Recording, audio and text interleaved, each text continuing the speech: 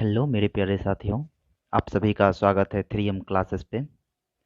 दोस्तों, आज आप लोग को पॉलिटी से संबंधित, भारतीय संविधान से संबंधित कुछ महत्वपूर्ण क्वेश्चंस दिए जा रहे हैं। सभी क्वेश्चन को अच्छे से बनाइएगा और समझिएगा और अपने मार्क्स ज़रूर कमेंट करिएगा। चलिए पहला क्वेश्चन लेते हैं। इसी दरमियान पहला क्वेश्चन है आपका, भारत की संघीय व्यवस्थापिका को किस नाम से जाना जाता है? ठीक है, संघीय व्यवस्थापिका को किस नाम से जाना जाता है? लोकसभा, राज्यसभा, प्रतिनिधि सभा या संसद? तो किस नाम से उसको जाना जाता है? संसद के नाम से उसको जाना जाता है। ठीक है, चलिए अगला क्वेश्चन लेते हैं। अगला क्वेश्चन है आपका, भारतीय संसद के कितने सदन हैं? देखिए, भारतीय संसद के कितने सदन हैं? 1, 2, 3 या 4? तो भारतीय संसद के कितने सदन हैं? भारतीय संसद के 2 सदन हैं। कौन सब? एक होता है ऊपरी सदन, एक होता है निचली सदन। ये हो गया आपका राज्यसभा और ये क्या होता है? लोकसभा। ठीक है, चलिए नेक्स्ट क्वेश्चन लेते हैं। संसद के किस सदन को प्रतिनिधि सभा भी कहा जाता है? संसद के किस सदन को प्रतिनिधि सभा भी कहा जाता है? लोकसभा को, राज्यसभा को, उपयुक्त दोनों को या इनमें से कोई नहीं?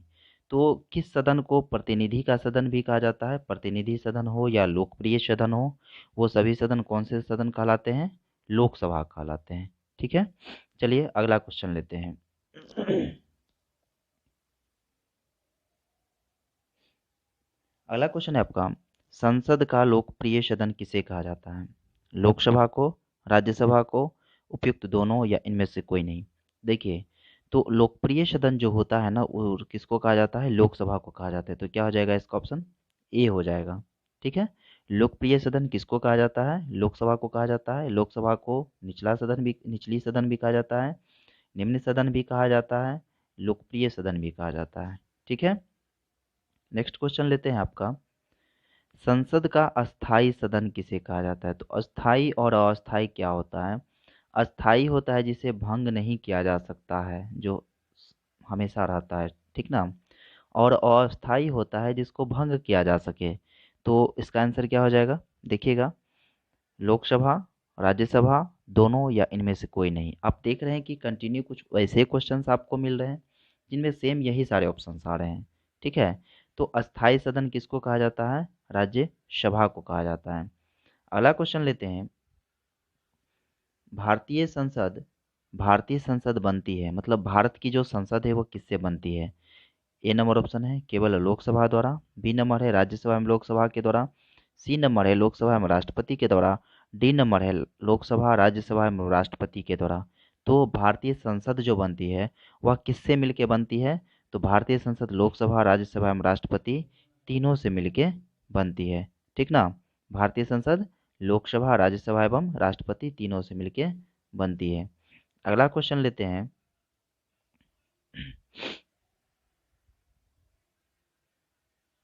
अगला क्वेश्चन है आपका, निम्न में से कौन सा एक प्रावधान भारतीय संसद के अंतर्गत संसद के सदस्यों की विशेष अधिकारों तथा उन उन्मुक्तियों को निर्धारित करता है? निम्नलिखित में से कौन सा एक प्रावधान भारतीय संविधान के अंतर्गत संसद के सदस्यों की विशेष अधिकारों तथा उन्मुक्तियों को निर्धारित करता है? देखिएगा, यहाँ पे विशेष अधिकार आपसे पूछा है। ठीक है, ठीक है, तो देखिए अनुच्छेद 104, 105, 82 या 117। तो कौन सा अनुच्छेद संसद के विशेष अधिकारों का उन्मूलन करता है? तो वो कौन सा अनुच्छेद करता है? अनुच्छेद 105, जो संसद को विशेष अधिकार देता है। अगला क्वेश्चन है आपका, निम्नलिखित में से कौन सा संसद का अन्य भाग नहीं है, मतलब संसद का अनन्य भाग नहीं है? तो देखिए, राष्ट्रपति, उपराष्ट्रपति, लोकसभा या राज्यसभा? तो संसद का जो अनन्य भाग नहीं है, तो देखिए राष्ट्रपति, लोकसभा और राज्यसभा ये तीनों संसद के भाग हैं। तो संसद के भाग कौन से नहीं हैं? तो वो हैं आपके उपराष्ट्रपति, जो है संसद के भाग नहीं हैं। और आपको पता है कि संसद के जो सदन होते हैं, तो उसमें उपराष्ट्रपति जो होते हैं राज्यसभा के क्या होते हैं? सभापति होते हैं। अगला क्वेश्चन है आपका, भारत के संविधान में कहा गया है कि भारत की संसद के 3 अंग होते हैं। इसमें से एक लोकसभा है, दूसरा अंग राज्यसभा है, जबकि तीसरा अंग है, तीसरा अंग क्या होगा, राष्ट्रपति, उपराष्ट्रपति, प्रधानमंत्री या लोकसभा अध्यक्ष। तो तीसरा अंग क्या हो जाएगा, राष्ट्रपति हो जाएगा। ठीक है, अगला क्वेश्चन लेते हैं। अगला क्वेश्चन है आपका, भारतीय संसद के कितने अंग हैं। तो भारतीय संसद के, अब देखिए यहाँ पे पूछा आपसे भारतीय संसद के कितने अंग होते हैं। ठीक है, तभी आपसे सदन के बारे में पूछा था, जो कितने सदन होते हैं। तो सदन जो होते हैं वो 2 होते हैं। ठीक है, और आपको संसद के अंग पूछे हैं, तो संसद के कितने अंग होते हैं, 3 होते हैं। कौन कौन सब, लोकसभा, राज्यसभा और राष्ट्रपति संसद के अंग होते हैं। ठीक है, अगला क्वेश्चन है आपका,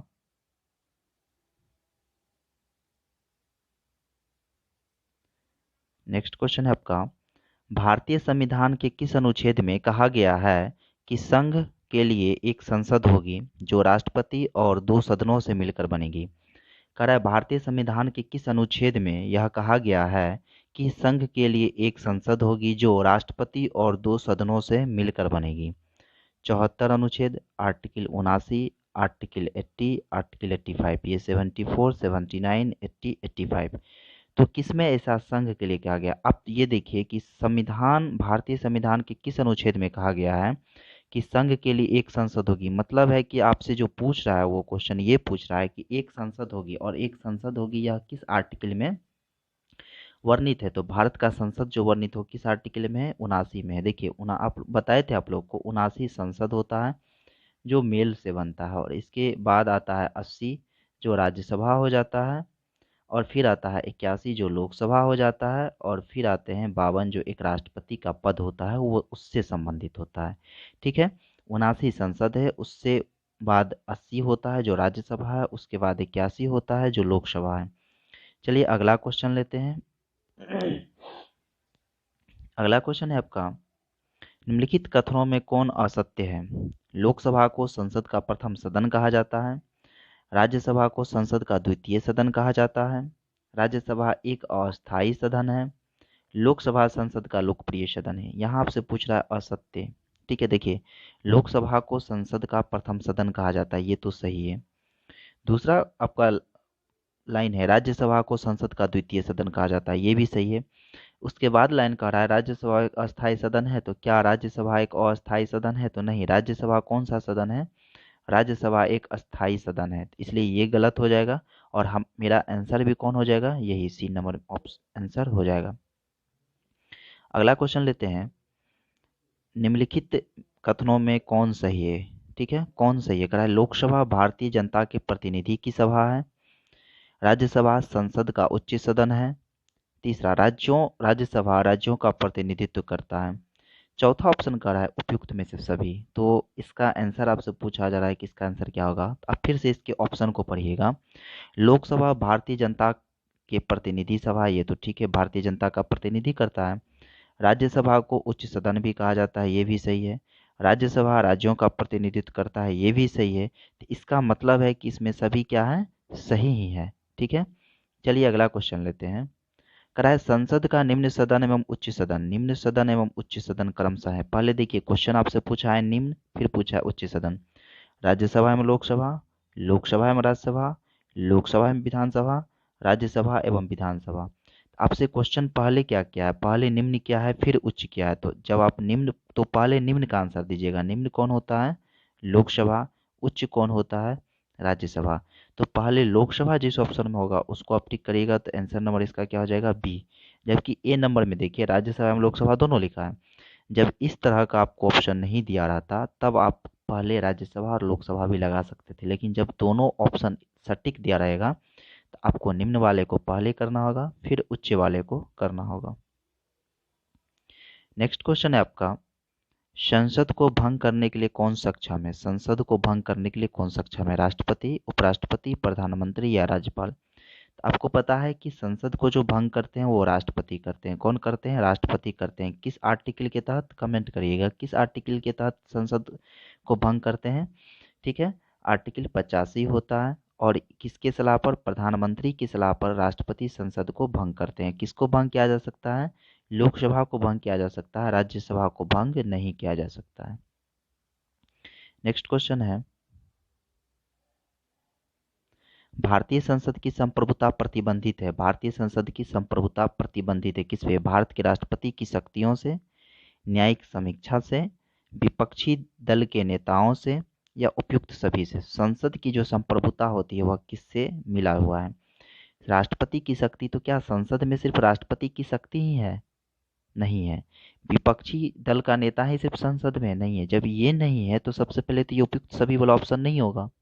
अब देखना है कि ये नहीं है तो इन दोनों में से कौन होगा। तो इन दोनों में से तो कौन होगा, तो देखिए तो क्या विपक्षी दल के नेता से ही ये होता है? नहीं होता है। तो किससे होता है? न्यायिक समीक्षा से जो है यह प्रतिबंधित है। ठीक है।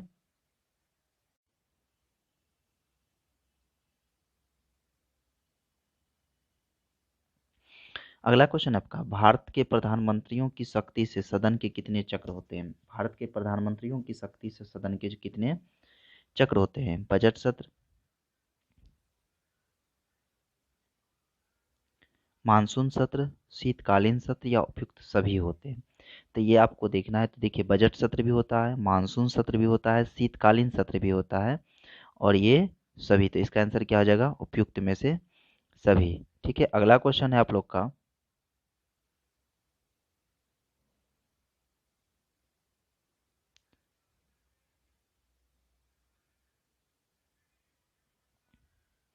अगला क्वेश्चन है, संसद के दो क्रमिक अधिवेशनों के बीच अधिकतम कितने समय अंतराल की अनुमति होती है? 4 महीना, 6 महीना, 8 महीना, 9 महीना। तो संसद का जो दो क्रमिक अधिवेशन होता है उसके बीच अधिकतम कितने समय अंतराल होते हैं? 6 महीने का। मतलब पहला अंतिम का जो अभी बैठक मान लेते हैं चल रहा है उसका अंतिम दिन, और जो बैठक शुरू होगा, ठीक है, उसका, इसका अंतिम अंत और उसका पहला, ये दोनों के बीच में कितना का अंतर होना चाहिए? 6 महीने का अंतर होना चाहिए। अगला क्वेश्चन आपसे कह रहा है कि संसद के दोनों सदनों का संयुक्त अधिवेशन आयोजित होता है। ठीक है, पढ़िएगा इसके ऑप्शन को आराम से, फिर आंसर करिएगा। भारत के राष्ट्रपति के निर्वाचन के लिए, क्या पूछा आपसे? संयुक्त अधिवेशन। भारत के राष्ट्रपति के निर्वाचन के लिए, भारत के उपराष्ट्रपति के निर्वाचन के लिए, संविधान में संशोधन से संबंधित विधेयक को पारित करने के लिए, एक ऐसे विधेयक पर विचार करने और उसे पारित करने के लिए जिस पर दोनों सदन में मतभेद हो। तो इसके ऑप्शन को जब आप पढ़िएगा तो पता चलेगा कि संयुक्त अधिवेशन जो होता है क्या भारत के राष्ट्रपति के निर्वाचन के लिए होता है? तो नहीं, ये गलत हो गया। दूसरा ऑप्शन कर रहा है भारत के उपराष्ट्रपति के निर्वाचन के लिए होता है। नहीं, ये भी गलत हो गया। तीसरा ऑप्शन कर रहा है संविधान में संशोधन से संबंधित विधेयक को पारित करने के लिए होता है क्या? तो नहीं, ये भी नहीं है। क्या है? एक ऐसे विधेयक पर विचार करने और उसे पारित करने के लिए जिस पर दोनों सदन में मतभेद हो। ठीक है, दोनों सदन में मतभेद हो, इसके लिए क्या बुलाया जाता है? संयुक्त अधिवेशन बुलाया जाता है। नेक्स्ट क्वेश्चन है आपका, भारतीय संसद के दोनों सदनों की संयुक्त बैठक किस संबंध में होती है? देखिए यहाँ पे फिर से उसी क्वेश्चन को लेकिन अलग अंदाज में पूछा गया। ये क्वेश्चन है, कह रहा है संविधान संशोधन विधेयक पे, वित्त विधेयक पे, साधारण विधेयक पे, या भारत के उपराष्ट्रपति के निर्वाचन में। तो आपको पता है कि इस पे तो बुलाया नहीं जाता है, इस पे बुलाया नहीं जाता है। तो संयुक्त अधिवेशन जो बुलाया जाता है वह वित्त विधेयक पे नहीं बुलाया जाता है। सबसे मेन यहाँ पे देख लीजिए क्या है, साधारण विधेयक है, तो साधारण विधेयक पे ही, साधारण विधेयक पे ही क्या बुलाया जाता है? संयुक्त अधिवेशन बुलाया जाता है। संयुक्त बैठक बुलाते कौन है? राष्ट्रपति। ठीक है, लेकिन इसकी अध्यक्षता कौन करते हैं? लोकसभा के अध्यक्ष। अगला क्वेश्चन है आपका, साधारण विधेयक, साधारण विधेयक से संबंधित गतिरोध को दूर करने के लिए संसद के दोनों सदनों की संयुक्त बैठक कौन बुलाता है? ठीक है, अधिवेशन मतलब संयुक्त अधिवेशन बुलाता कौन है? राष्ट्रपति, मंत्रिपरिषद, लोकसभा अध्यक्ष, राज्यसभा के सभापति। अभी आपको बताए थे कि संयुक्त अधिवेशन कौन बुलाते हैं? राष्ट्रपति बुलाते हैं। ठीक है, लेकिन अध्यक्षता कौन करते हैं? लोकसभा अध्यक्ष उसकी अध्यक्षता करते हैं। ठीक है, अगला क्वेश्चन है आपका, लोकसभा और राज्यसभा की संयुक्त बैठक होती है, राष्ट्रपति जब बुलाए, लोकसभा एवं राज्यसभा में मतभेद होने पर, संसद का सत्र शुरू होने पर या इनमें से कोई नहीं। तो संयुक्त बैठक जो होती है तो राष्ट्रपति जो है वैसे ही तो नहीं बुला सकते हैं, कुछ ना कुछ तो बात होगा, इसी पे बुलाएंगे ना।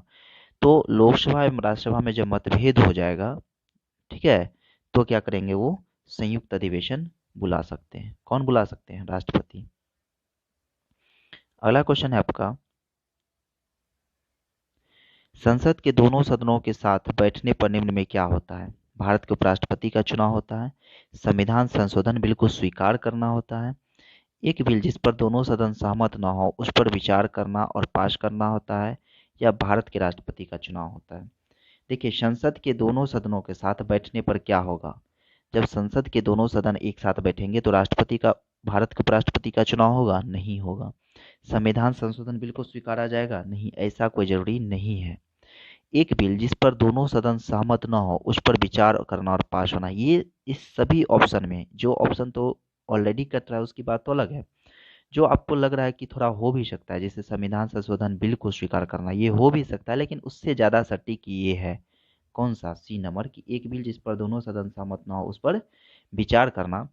सिर्फ संयुक्त अधिवेशन से आप देख रहे हैं कि संयुक्त अधिवेशन से तरह तरह के क्वेश्चंस अलग अलग ऑप्शन के साथ, अलग अलग कॉन्सेप्ट के साथ पूछा जा रहा है, सिर्फ संयुक्त अधिवेशन से। अगला क्वेश्चन ले रहे हैं, कर है, यदि किसी सामान्य विधेयक पर राज्यसभा और लोकसभा के बीच गतिरोध होता है तो उसका समाधान कौन करेगा? फिर से देखिए, वही संयुक्त अधिवेशन है, दोनों में गतिरोध है, संयुक्त अधिवेशन है, कौन बुलाएगा, कौन करेगा? राष्ट्रपति, मंत्रिपरिषद, संसद का संयुक्त सत्र या उच्चतम न्यायालय। अब यहाँ पे देखिए, बहुत बड़ा चीज है।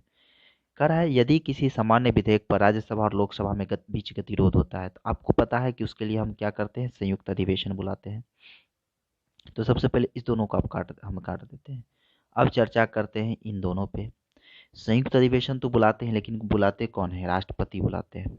तो सबसे पहले आपको ये देखना है कि, अब क्वेश्चन को फिर से एक बार पढ़िएगा, कि यदि किसी सामान्य विधेयक पर राज्यसभा और लोकसभा के बीच गतिरोध होता है तो उसका समाधान कौन करेगा? तो सबसे पहले राष्ट्रपति उसका समाधान करेंगे, या संयुक्त का सत्र बुलाया जाएगा, संसद का संयुक्त सत्र बुलाया जाएगा।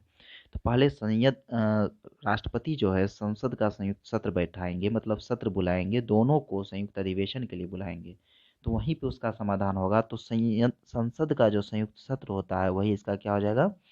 आंसर हो जाएगा। ठीक है। चलिए अगला क्वेश्चन लेते हैं।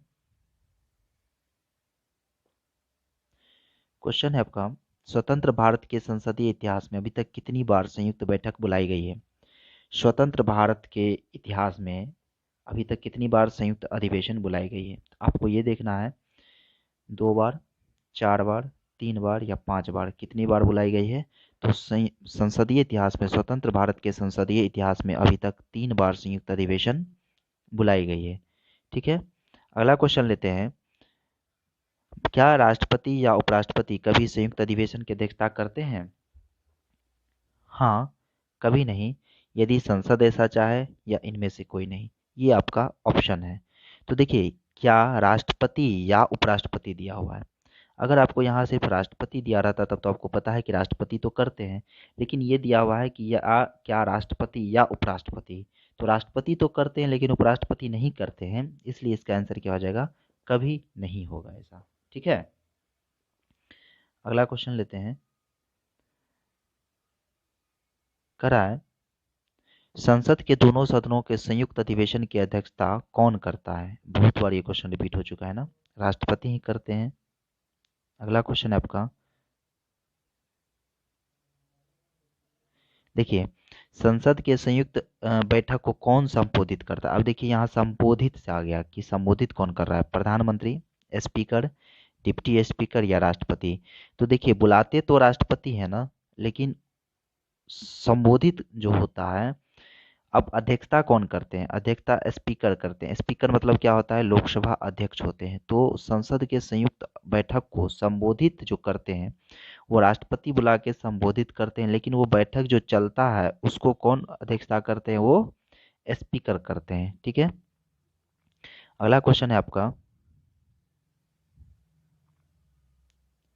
संसद का संयुक्त अधिवेशन किस स्थिति में बुलाया जाता है? जब एक सदन द्वारा पारित विधेयक को दूसरा सदन अस्वीकार कर दे, जब एक सदन द्वारा पारित विधेयक को दूसरा सदन अस्वीकार कर दे, किसी विधेयक पर किए गए संशोधन से दोनों सदन असहमत हो, यदि दूसरे सदन के पास पहले सदन द्वारा पारित विधेयक 6 माह से लंबित हो, या उपयुक्त सभी, इन सभी में से किस मैटर पे संयुक्त अधिवेशन बुलाया जा सकता है? देखिए, जब एक सदन द्वारा पारित विधेयक दूसरे सदन को अस्वीकार कर दे, इस बात पे भी तो बुलाया जा सकता है, ये भी तो होगा। दूसरा पढ़िए, किसी विधेयक पर किए गए संशोधन में दोनों सदन सहमत हो, असहमत हो, इस बात पे भी बुलाया जा सकता है। अब एक चीज देखिए, जब इन दोनों से हम सहमत हो गए कि बुलाया जा सकता है, तो तीसरा देखेंगे कि यदि दूसरे सदन के पास पहले सदन द्वारा पारित विधेयक 6 माह से लंबित हो। आपको पता है कि सिर्फ धन विधेयक को राज्यसभा 14 दिन तक रख सकता है, उसके बाद लौटा सकता है, और सब विधेयक को रख सकता है वो। तो इसलिए इन तीनों ऑप्शन के अनुसार ये सटीक है, तो इसका आंसर क्या हो जाएगा? उपयुक्त में से सभी। अगला क्वेश्चन है आपका, संसद का संयुक्त अधिवेशन में विधायक पारित होता है जब दोनों सदनों के कुल सदस्यों में समान बहुमत हो, दोनों सदनों के कुल सदस्यों के 2/3 बहुमत द्वारा, दोनों सदनों के कुल उपस्थिति तथा मतदाता सदस्यों के सामान्य बहुमत द्वारा, दोनों सदनों के कुल उपस्थिति तथा मतदाता सदस्यों के 2/3 बहुमत द्वारा। आप देखिएगा कि इन सभी अधिवेशन में पारित हो, क्या पारित हो, इसमें आपको करा है पारित हो, तो इसमें मतलब क्या पारित हो? दोनों सदन के कुल उपस्थिति तथा मतदाता सदस्यों के सामान्य बहुमत द्वारा। आपका आंसर ये सी सटीक आएगा कि दोनों सदन में जो जितने सदस्य उपस्थित हैं और मतदाता सदस्य जो भी मतलब मतदान में भाग लेते हैं, ठीक है ना, उनके द्वारा, सदस्यों के सामान्य बहुमत द्वारा कोई भी संयुक्त अधिवेशन विधायिका पारित करता है। ठीक है, अगला क्वेश्चन लेते हैं, संविधान संशोधन प्रस्ताव के संबंध में दोनों सदनों में मतभेद होने की स्थिति में, संविधान संशोधन अगर प्रस्ताव है तब जब दोनों सदन में मतभेद हो जाएगा तो क्या होगा? लोकसभा की इच्छानुसार पारित होगा, राज्यसभा की इच्छानुसार पारित होगा, या संयुक्त अधिवेशन में फैसला होगा, या प्रस्ताव गिर जाएगा। ठीक है, तो यह क्या हो जाएगा? कह रहा है संविधान संशोधन प्रस्ताव के संबंध में जब दोनों सदनों में मतभेद हो तो क्या हो सकता है? तो देखिए, यह क्या हो जाएगा?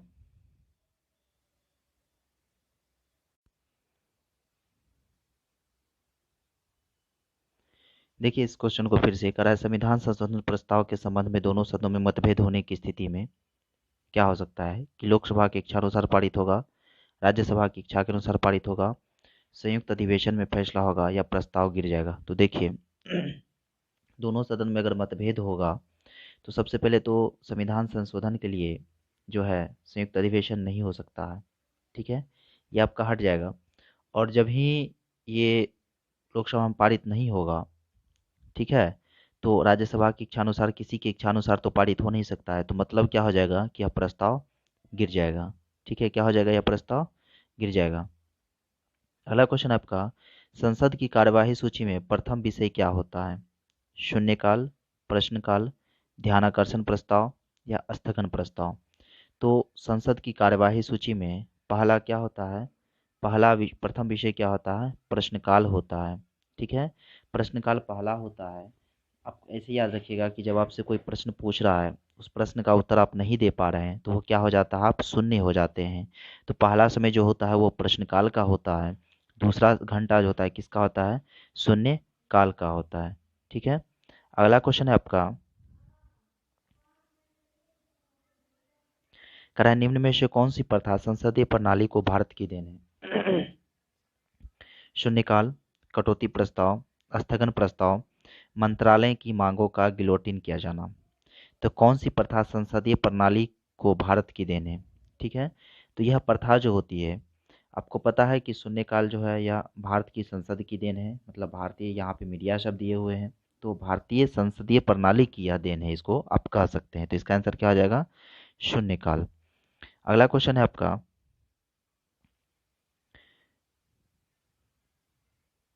संसद के किस सदस्य की सदस्यता तब समाप्त समझी जाती है यदि वह बिना सदन को सूचित किए अनुपस्थित रहता है? तो संसद के किसी सदस्य की सदस्यता कब समाप्त हो जाती है? बताइएगा, 60 दिन, 90 दिन, 120 दिन या 150 दिन। अगर वह बिना सूचित किए हुए 2 मंथ, ठीक है, 2 माह, या आप उसको कह सकते हैं 60 दिन, अगर वह अनुपस्थित रहते हैं तो उनकी सदस्यता क्या हो जाती है, समाप्त समझी जाती है। ठीक है। अगला क्वेश्चन है आपका, एक वर्ष में कम से कम कितनी एक वर्ष में एक वर्ष में कम से कम कितनी बार संसद की बैठक होना आवश्यक है? एक वर्ष में कम से कम कितनी बार संसद का बैठक होना आवश्यक है? 1 बार, 2 बार, 3 बार या 4 बार? तो एक वर्ष में कितनी बार कम से कम बैठक होना आवश्यक है? तो वो आपका हो जाता है 2 बार। ठीक है। अगला क्वेश्चन है आपका,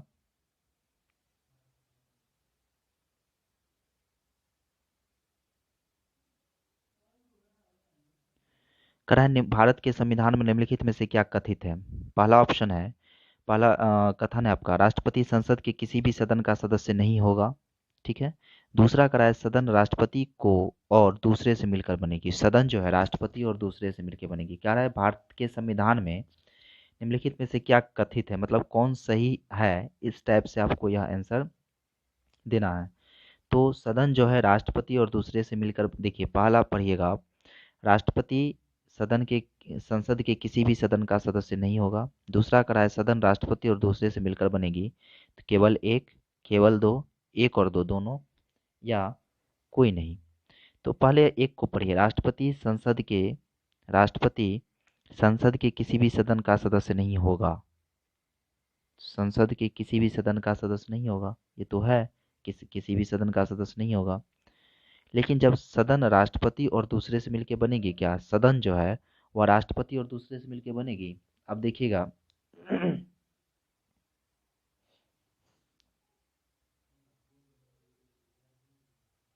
तो सदन जो है, देखिए संसद बनती है किससे, राष्ट्रपति, लोकसभा और राज्यसभा से मिलके। लेकिन जब सदन का बात आता है तो सिर्फ लोकसभा सिर्फ लोकसभा और राज्यसभा ही उस सदन के होते हैं, राष्ट्रपति उस सदन में नहीं होते हैं। तो क्या हो जाएगा इसका, केवल एक, राष्ट्रपति संसद के किसी भी सदन का सदस्य नहीं होगा, नहीं होते, वह किसी भी सदन का सदस्य नहीं होते हैं। ठीक है। अगला क्वेश्चन है आपका, निम्न विधायकों में से किसका एक भारतीय संसद के दोनों सदनों द्वारा अलग अलग विशेष बहुमत से पारित पारित होना आवश्यक है? विधेयक जो होता है वो अलग अलग सदन से होना आवश्यक समझा है। निम्न विधेयकों में से विधेयक होगा, ये विधायकों लिखा गया है, किसका एक भारतीय संसद के दोनों सदनों द्वारा अलग अलग विशेष बहुमत से पारित होना आवश्यक है? साधारण विधेयक, धन विधेयक, वित्त विधेयक या संविधान संशोधन विधेयक? तो कौन सा ऐसा विधेयक है जो दोनों सदनों में अलग अलग विशेष बहुमत से पारित होना आवश्यक है? वो होता है आपका संविधान संशोधन विधेयक। ठीक है। अगला क्वेश्चन लेते हैं,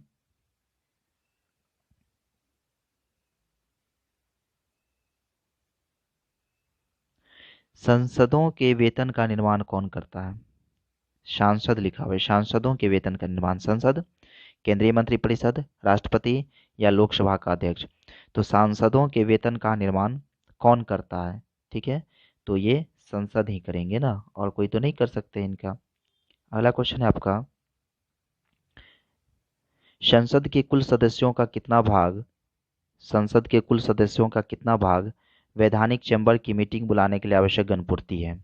1/10, 1/6, 1/4, 1/3? यहाँ देख लीजिए गणपूर्ति का बात है, तो कौन सा हो जाएगा, 1/10 हो जाएगा।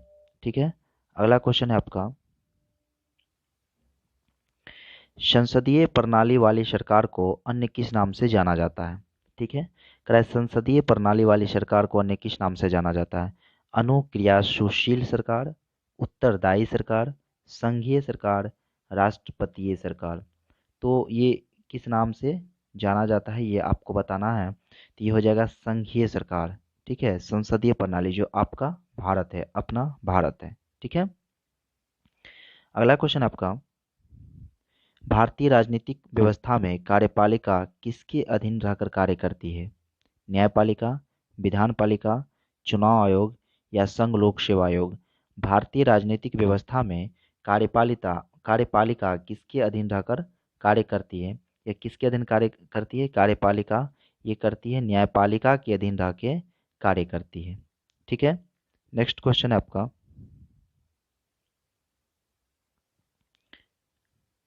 संविधान लागू होने के बाद सर्वप्रथम तिरंकुश संसद का गठन कब हुआ था?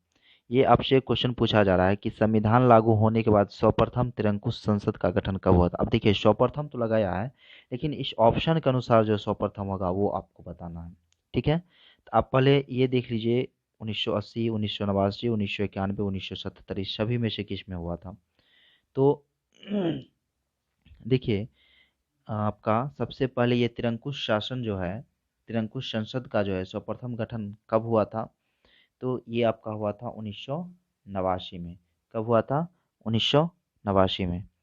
अगला क्वेश्चन है आपका, अस्थाई संसद अस्थाई संसद भारत में कब अस्तित्व में रहा? मतलब अस्थाई संसद भारत में कब तक अस्तित्व में रहा? ठीक है, तो अस्थाई संसद जो है भारत में 17 अप्रैल 1952 तक अस्तित्व में अस्तित्व कर रहा है, उसका अस्तित्व नहीं कर रहा है। ठीक है, अस्तित्व में रहा। उसके बाद आपको पता है कि मतलब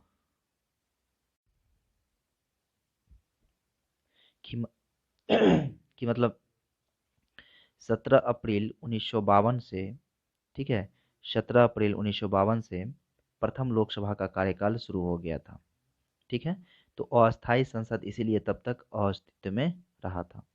अगला क्वेश्चन है आपका, भारत के पार्लियामेंट का उद्घाटन कब हुआ था? भारत के पार्लियामेंट का उद्घाटन कब हुआ था?